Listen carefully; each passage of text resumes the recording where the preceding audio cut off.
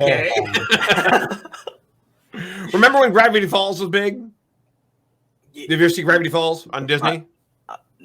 No. I've heard of it. Gravity Falls on Disney. The main villain is a triangle. He's yellow. It looks like a Dorito.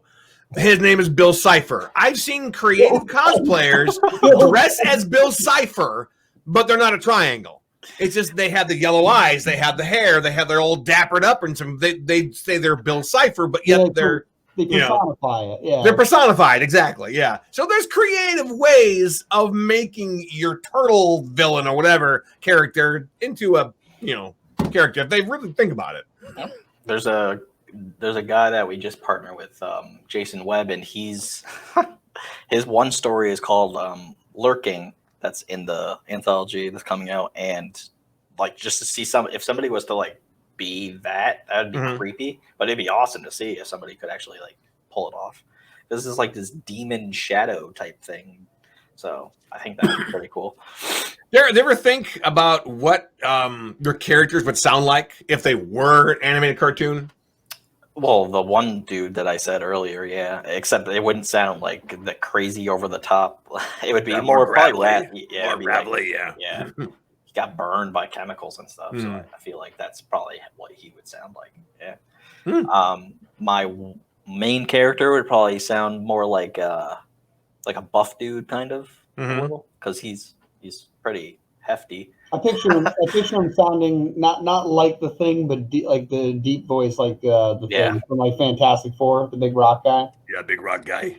Because big rock guy. Like when we said it, because when we said it to the original artist that we had, he was trying to like make the rock skin that's under his actual skin, and he's like, "So how am I supposed to draw this?" And then like Dylan made the picture. He like found the Thing, and then like turn the colors green. Yeah, it's basically like if you picture the Thing, turn all of the rocks like a charcoal gray, like a dark gray black. Okay. And then between the cracks, there's this glowing, emanating like green, like neon or lime green glow coming from it, and like that's like inside of them. Okay. So interesting. It's like the Thing, but with like human skin over it. Oh yeah, that's the other thing. So that's under his layer of skin that like grows back. But like when he first like breaks out of the ground, like you just see the rock formation, which we'll only see like a couple other times. Like there might be like cuts we'll see, and like maybe like his forearm gets scraped off, and you can see the rocks. But it'll be like, were there any spikes coming out of his arms or anything? No. Because the first thing I think of is that thing that killed Superman back in the 90s. Yeah, he's like Doomsday. Yeah. Oh no, it's not that. No, not Doomsday. No. No, good.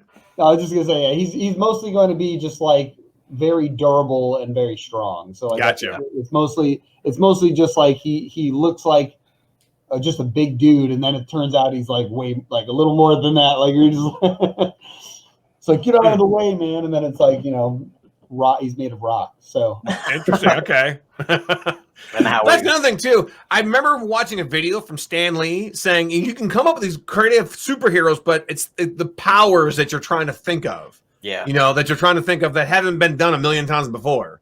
Like I'm introducing a power that there's a female character in my books named Maya, and she's very hippie-like. She's a vegetarian. She's very earthly. So in the fourth comic, you're going to see she has a power where if she meditates, she can kind of see all over the world. And she concentrates on one particular person, she can get in their head. Not mind control, but it's kind of like your conscience saying, hey, no, don't go that way.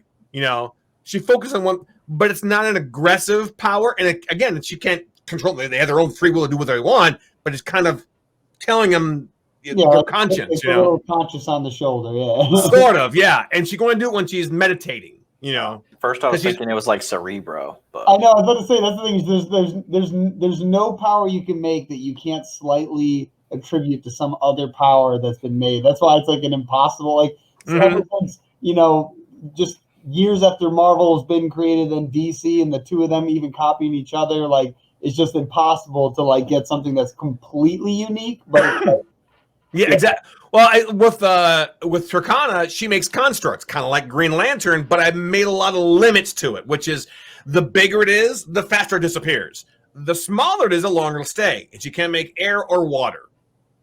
and the lightning bolts, that looks like she's shooting lightning bolts, and what she is lightning bolts out of her fingers, but the lightning bolts form into things that she thinks about, So mainly she flies around on this flying surfboard type of thing, and because it's not that big, it's not gonna, and she kind of balances and goes but it's not made for two people. So occasionally she'll make this big flying car thing, but of course that'll disappear in 5 minutes. So it just depends on how big and how complicated it is. Again, rules of the powers. That's what somebody told me that a long time. You got to have rules for your powers. I saw the lightning, and then you said surfing, and I was like, static shock. Yeah, a little bit, yes. Matter of fact, when I was first introducing the character to a lot of people, there's so she's kind of like a cross between static shock, so-and-so, and this. It's like, I never thought about that, but I can see where you see that. Yeah. But again, it's just a mix of things that people are familiar. Yeah, that rock guy that we were talking about, actually, the original story, I had him have a board that's kind of like that, and it's this metal disc, and then Dylan's like, dude, that's static shock, and I was he had it almost exactly the same way. I'm like, besides the lightning, it was almost the same shape. There wouldn't be any static lightning or anything like that, and he had a kinetic ability. I took that away from him, and I was like, okay. Let's go a different route. Yeah, we started simplifying a lot of the characters too, just because it's we wanted to make it so that the reason why I like Marvel more than I like DC is because DC's characters are always super OP. Every single one of the main characters could destroy planets, and it's so with Marvel, there are those characters, but they're typically they're few and far between. Most of the characters have reasonable limits. They have reasonable things, and that's like you said, the limits are what make it interesting. It's not the fact that they can just make whatever they want, because that's the reason why Green Lantern's a bit insane. It's limited by your willpower, which could be limitless. So technically, you could make anything you want. And the original Green Lantern, I forgot the character's name, but the original Green Lantern, after he blew up the sun, was oh my God, I need to fix that, and then he turned himself into a sun. You know what I mean? That's a bit overpowered. That's beyond unreasonable, because if that's the case, it's why do you even need cops? You could just go through and eliminate all bad people in an afternoon because you thought about it. You know what I mean? So I like the limitations. That's probably why Batman's one of the favorite DC heroes, is because he's still human. He is beyond rich. You know what I mean? He's basically Jeff Bezos and Elon Musk combined. With the the cool factors of I don't know. I'm trying to think of somebody that's. The one thing I've noticed when watching videos from Stan Lee was he liked to give his characters problems, or at least something they had to deal with. So I kind of got the idea, and I made Tercona and Brittany, like I said in the comic here, is they fight together. They're good at crime. They're never going to be a couple or anything, but it's they're they fight crime together, and they're good at it together. But of course, Tercona has her problems, and Brittany has her problems. So it's you get to see more of the world and more of the complications, what they're dealing with together as as characters as the story develops.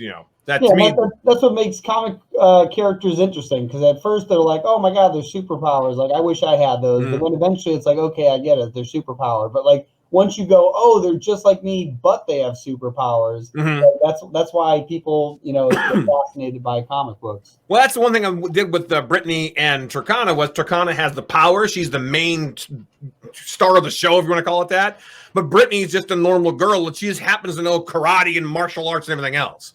That's why they fight good together. But she's, See, that's cool, because it brings in just that little bit of realism where oh, you could almost be a superhero too. You don't need superpowers, you can still help out. Yeah, exactly. Yeah. I like that stuff, because it's all the stuff that makes you I don't know, makes you dream. Dreaming is good. I mean, I don't think Marvel has that many that have vast limitations. Look at Spider-Man. He's typed. Oh yeah. Well, Spider-Man. Yeah, but he initially- chooses to not use his. I was going to say Spider-Man initially wasn't that strong, but now, yes, I know that technically, if he punched a human at full strength, they would explode. I get it. Like so, but like in the very beginning, they weren't like OP, like the original creation, and that's why people like them now, and why there's Spider-Man. What is it, 2099, who absorbs the energy of the cosmos and is infinitesimally strong. Like, it's just, yeah, I get it, but like. It's initially like, and then collateral damage. Like we actually about that, our video game and everything else, it's all connected. So if like a building burns down or whatever, then that happens in our game and vice versa. We actually will mention the collateral damage. We're not going to be like DC and just be like, oh yeah, that building that had like 1 million people working there, yeah, it's just gone. You remember how that building was blown up 3 issues ago and it's back and we just blew it up again? Like they've got great insurance. Great insurance, yeah. Exactly. I like to connect little things like obviously if you've watched Star Wars The Mandalorian, it's like you realize there's a little teeny connections there. So I kind of similarly did that with this. I think in comic book number 3, the main villain's on top of a building. That's one of the other cheerleaders their parents own. So it's like, this cheerleader happens to have parents that are really rich, and just so happens that they're on top of that building in the town. That's cool. It's little connections small little connections, but you connect them together. Bring the whole world together. Yeah. We had world building panel yesterday and cool character building. But yeah, world building, like I could have talked during that, but like I was kind of like tired at that point. But I could have talked about like just everything that we have going on. But just out of curiosity, because I know you were talking about comics and stuff. What is was it SeerNova? SeerNova. SeerNova. Is that like your publishing company, or is that like your store? I mean, explain that a little bit. It's the main company that we do everything under. Eventually, we will probably have to make like subsidiary or subdivisions and stuff like that. But yeah, essentially that it's the combination of the company that we use to make our comics, as well as the platform in which we host other people's comics. Ultimately, we'd like to make it a full publishing company where we can publish other people's comics that don't know how to go about it. And so, there's actually 2 people that have manga comics that they want to be published by us, so that's kind of cool. Yeah, so now we got to go through and make sure we get all the stuff legitimately together before we go out and do that. Are you affiliated with, I think they call it Diamond, right? And then goes through everywhere else, or we want to be our own publisher. So we want to make it so that we are the ones releasing the comics. Gotcha. So we want to be a competitor as opposed to, and then we want to dominate, and then we want to just buy the world. Take over the world. See, look, we brought it back. There we go. Brought it back to the voiceovers, exactly. but yeah, it's something that there's a lot of stuff we want to do with it, but basically it's going to be more of like an entertainment company where we want to make movies and TV shows and things like that, like all involved, basically originating from like the comics that we work on or work with, and then branch that off into creating more media from it. Yeah. So you're gonna have like the SeerNova network. Yeah, like Netflix. Yeah. I was just picturing that because like a CN, like Cartoon Network, it'll be SNCN, right? Okay. SeerNova Comic Network. There you go. There you go. Another alphabet company. I actually got the word. I got SeerNova from my brother because he had a company called SeerNova, but it was for like, it was kind of like what we're doing, except not comic books. And I took his idea, and since he didn't like stay with it, I took that idea and I just added comics to it. And then like I kind of like started out with the comic side of it, but he wanted to promote like musicians, like independent musicians, and artists, wasn't it? Like, an artist. It was just that, and then like sports kind of stuff, like extreme sports stuff, like skateboarders and stuff. Yeah, like that. SeerNova basically, like seer meaning literally seeing, and then Nova just meaning like new creations. Like that's what the word Nova, like the origin is something like new creations. So seeing new creations. and like a supernova, so like an explosion of art. So it has like multiple meanings. And there's like well, I can't even say that word. There's a definition in like literature for seer. That's like literary term. Yes, that's how you say that. And it instead of just meaning like fortune teller and stuff, it means something else. But there's actually a character that's called the seer. So that's why. Yeah, but it's cool too because originally the main character of the story, who's the rock guy, at least in like the first 12 issues, I guess, that'll be like the main character. And but originally he was going to be called the seer. But after we did like a bunch of reworks and we added these other characters, we're like, that doesn't make any sense. So we're giving that name to another character who it does make sense to, but we can't spoil it, Greg. Don't spoil it. Yeah, I understand. Yeah. Well, when I started hearing Nova, the first thing I thought of was Nova Corps from Guardians of the Galaxy. No. I heard it Nova as Nova Corps. That's how you know you're a comic fan because everyone else is like, I just think Supernova, and it's like, Supernova. Yeah, I'm a comic book fan. So we're all talking about Batman and the Flash and Superman. So. And everything else and Spider-Man. So yeah, we're comic book fans. We know this stuff. Yes, and also as Aaron is asking, comics, that's the biggest secret. We're not going to share that one. What comics means? He's offended. Yes, I couldn't say that word. I couldn't say this word. The literary definition. Yes, I couldn't say that. Seer. I did look it up like forever ago, and I was like, nah, I'm not going to keep going to Google. Yeah, I actually thought like the word was made up the first time, but like because it just sounds like sear, like searing meat, but it's like seer, like because like you'd think like see and then see her, see her. So what does she look like? See her? Yeah, but yeah. So that's why that's named that. Okay. And I guess I was curious. So that's fine. Like other people are, and it's cool to know the background of why it's that. Like when I was coming up with the name Tercona, I was going to be Tercona or Tercera, and I'm thinking, Tercera sounds like a regular name. Tercona. That sounds pretty original. So I didn't give her like a name like Miraculous Ladybug, and then he has a fake name, or like Superman has Kal-El, and he's Clark Kent. He's this. I gave her name from where she was from. And that's her superhero name, Tercona. So, and then of course and then another little tidbit, she has she goes to high school with other high school classmates and stuff, but her high school name is Paige. My daughter's name is Paige. So I named the alter ego after my daughter. Nice. Yeah. It's a little homage to her. No, that's cool. I always love like that kind of stuff. Like a lot of the characters in our comics are like people in Greg's life. And then anyone else we like make up cool names for. Like I won't spoil anything more than just like describing the character, but we have an assassin character way down the line who we were trying to figure out a name for.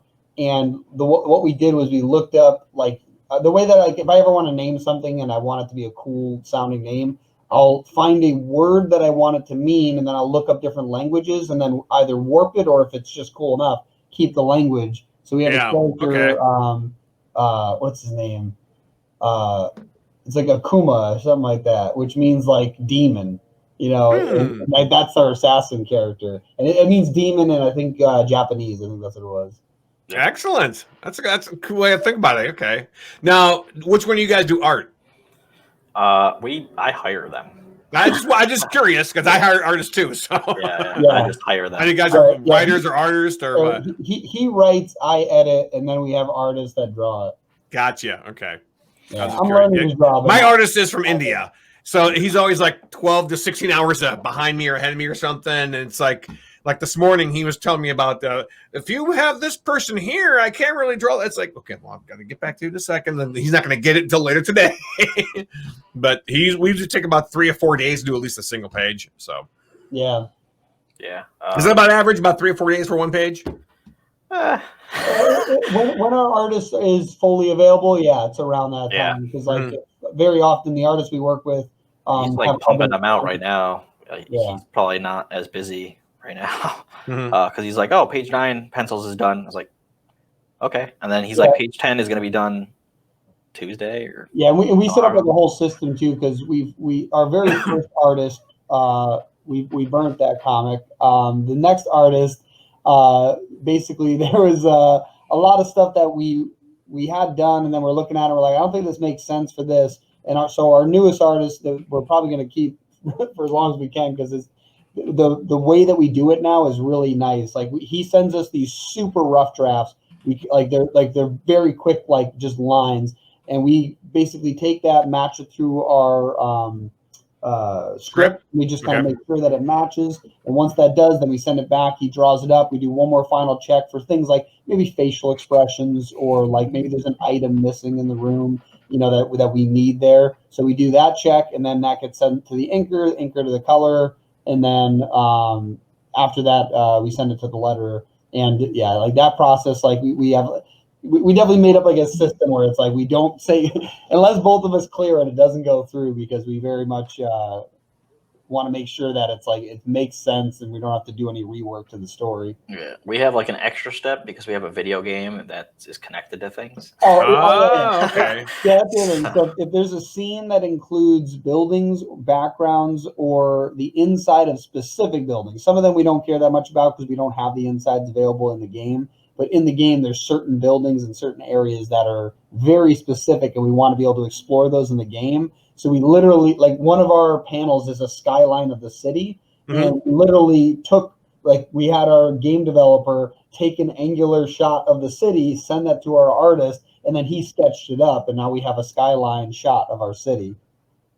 Yeah, when you mentioned video games, I've mentioned my son loves to play Fortnite, and I know he has different guns and different things and stuff in Fortnite, and I began to think, okay, Tercona can like make just about a lot of things with her own power. Wouldn't it be cool to like, okay, XB hit left and then makes a certain kind of gun. Like it's right, XB5 or whatever, and then she makes something else. There's definitely a game like that if you could make a similar style. I forgot the name of the game. There's a game where like you're this bland character. The character's not that relevant, but basically you can just make items. Like that's the whole point of the game, and then you kind of explore the world. But like that mechanics, if you just had the mechanics of that game, but then had a plot line of like fighting crime, like it would probably be a very easy game to make for like that's something you can make for the Switch kind of thing, like a simple like kids game kind of thing. That like Minecraft. Minecraft's a kids game, but I'm addicted to it. I have a problem. So like Minecraft.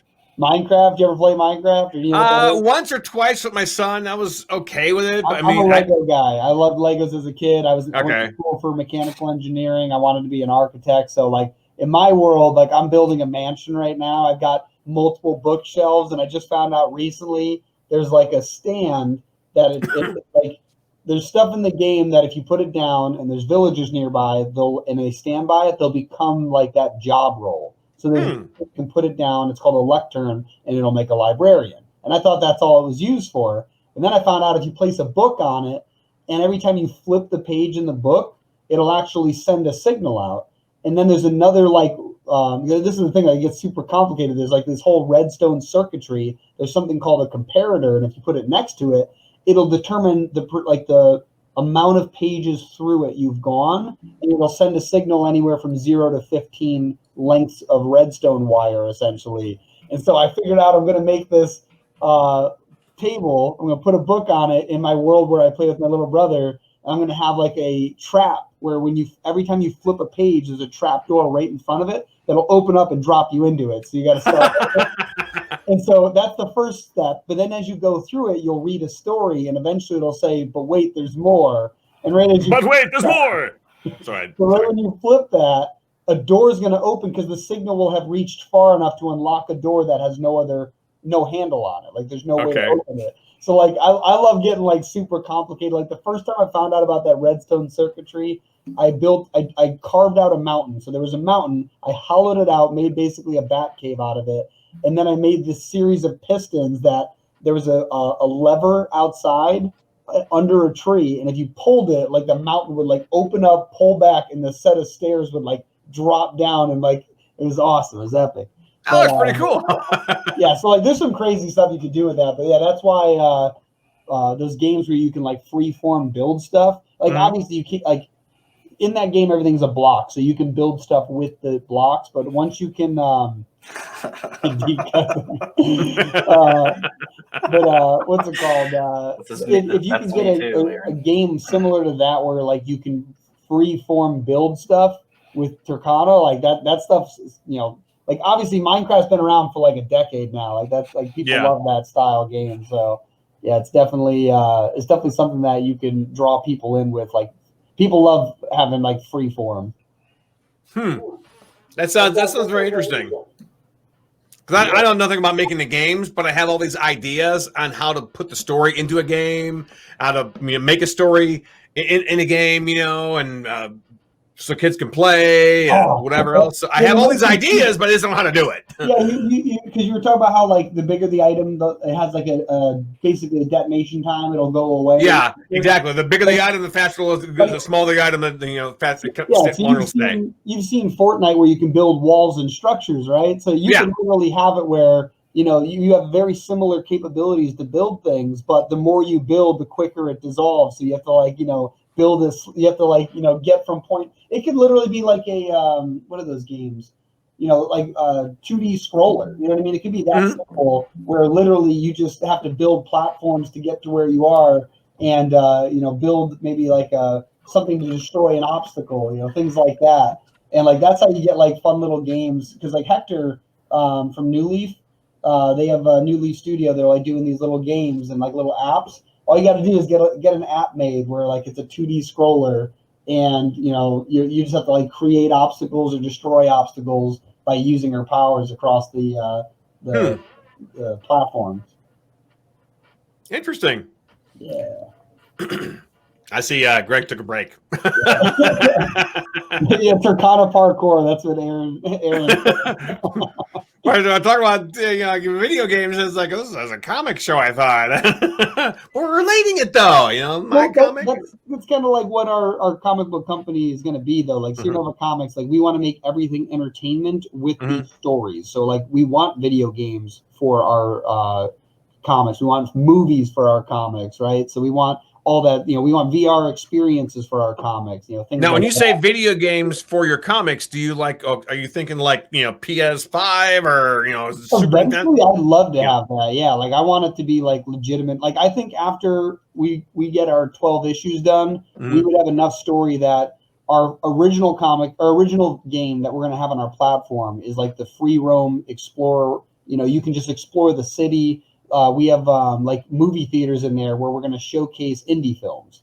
Okay. Right? So like things that are like basically the whole idea is to take things like, because our world doesn't exist. It's not a real world. Like, so even our Earth, like we have to come up with a new name. We have different continents. We have different cities, all that stuff. So we built out all of this world. So if we can get it where we even have indie art, meaning like it's not mainstream. It's almost like it's only in our world, right? Because so we want to have all of that. Like we have fake restaurants and beverage companies, all that stuff. We have the logos made for them. We have CEOs for them. So like interesting. Okay.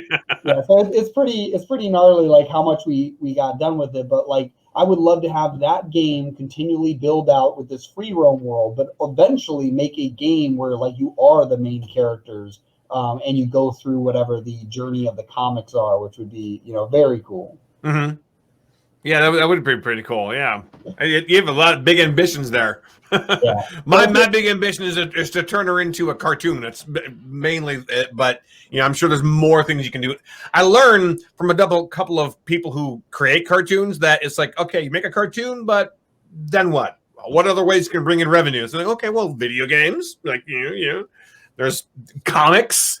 There's other ways you can bring in revenue besides the cartoon, but of course the cartoon will bring people more to the world. So yeah, well, it's funny because so my brother does music production, and that's one thing. Like we talk with artists all the time, and I always explain to them like you need to be releasing your music a lot faster than you think, because music isn't where musicians and artists make money. It's everything else. It's live shows. It's merchandise. It's fan things, right? Yeah. So ironically, with comic book companies, if you make a ton of comics are actually unlikely where you make your money. I know, yeah. It's the merchandise, the films, the things like that are tangential to it. That's why, like, even with athletics, they sell shoes. You know what I mean? Like there's other routes to make money, but there's an artist, Chance the Rapper, who literally released all his music for free. And the way he makes all his money is live shows and merchandise. And, he makes a ton of money now. Yeah. But like he made no money off of his music, but by releasing it, people knew who he was. And there's an entrepreneur I follow called Grant Cardone, and he talked about how like obscurity is your greatest weakness, and that's it. If 7 billion people know you exist and you collected 1 penny from all of them, you're still a multi-millionaire. You know what I mean? Like, so like that's like the whole point is like you just want to get out there. So the same with this, like it could be that you don't make money on the comics, but you make money on film and merchandise and all that other stuff. Like, that's how it's very cool to like branch out. I haven't done it yet, but I was half tempted to like, okay, what if I made like on certain weekends or certain times of the year, made the comics that I already have available for free to read on Tercona.com. Again, haven't done it yet, but this way they can go to the website. If they like them that much, maybe they'll buy the comics too, and maybe they'll buy the other stuff. If you're ever interested, one of the things that Greg and I were talking about, because like our goal with the platform is different from the goal of our publishing company, but the platform itself, we're hoping that as we slowly build an audience and people on our platform have their own audience. So let's say you have 1,000 fans, but like of those 1,000 fans, like only 300 of them really like your stuff. And the other ones would like horror. They would like zombie. Yeah. Yeah. And then we have somebody else on our platform. They have a zombie comic book and they have 1,000 fans, but only 300 of them really like zombies. And other ones like superheroes, right?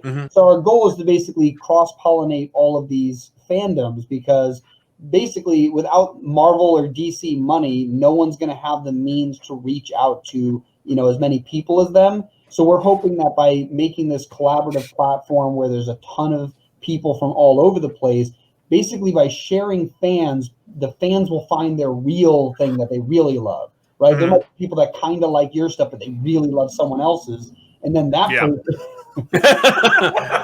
Wake up! What the hell, people? Come on! I'm trying to get to sleep here! Get off my lawn! Yeah, that's kind of like what the idea is. But I was going to say, one of the things that we're hoping to do is like, so you have 4 comics now? Is that what you said? I have 3 comics published. I have the 4th one probably coming out next year. Yeah, so basically something that we would like to do for some people, and this is something we could toss that up to you, but having your first comic free to view on our platform, but anyone who views it, it's stuff that we would have like Facebook tracking capability, but even on your like account, it would be like, hey, to read more on these, go here, right? Because like that's the thing is like we decided to give away all of ours for free digitally, just because we want to pull people in. And then once we pull them in, like we'll have the game. We're gonna have other stuff. Like we might even make it where like we have some tangential comics that are slightly less pertinent to the story, and maybe those are like limited edition ones that we sell. Gotcha. Just things like that are like special one-offs. And we were like, because we were talking about with Austin earlier about how there's like what was it, the Virgin covers where like there's no titles on them, it's just the artwork. That's very unique. I like that idea. And like selling like 100 of those. Now they're collectibles, but you can read the comic online. In fact, you can keep that collectible in a wrapper, put it up on a wall, make it look cool, and but then you can still go read it, right? And so like that's there's like a bunch of other unique ways we could do it by giving away the story for free so people can fall in love with the story, because like comics still cost roughly the same as they did 10 years ago, but the price of artists keep going up. So it's like it's this thing where eventually the comics will not be a source of money, just like how once digital downloads for music and Napster and was a LimeWire and all those. Yeah, I remember LimeWire. Yeah, music value went out the door, and now it all has to do with streaming or concerts or things like that. So we're trying to figure out these other ways to pull people in, and by giving away But that's why you also get things like people going from floppies to trades to fucking graphic novels to omnibuses. Because the thing is that every time you do that, it's a new collection of a lot of the same material. It's a much more profitable. Now you can sell this $5 floppy. You can collect a couple of them together. You can sell them for $20. Now you collect even more of them together. You can sell them for $40 or $50. Now you got a fuck ton of them together. They're $100 and they're super beautiful. And like, so the profit only continues. And the thing is that I, as a writer publisher, do not have to pay my artist anything else. And I've had artists say things like, well, I should get some of that money. And you're like, yeah, but what you don't realize is I sat around not making money for a long period of time to get to the point where I could make money on that fucking graphic novel, on that hardcover. So there's other ways to do it besides just the digital. Certainly seeing that in a physicality realm and even moving on to other mediums, us being able to do things like having Essence House be not only an audio drama, but then a novel as well, and whatever else it may turn into. So I think just recognizing that it could go into other mediums or be utilized in different ways is another way around that. Definitely, yeah. Well, I guess my time is up since he's here. Yeah, I was going to say that. So again, I'm being booted out. So where can people get you, Frank?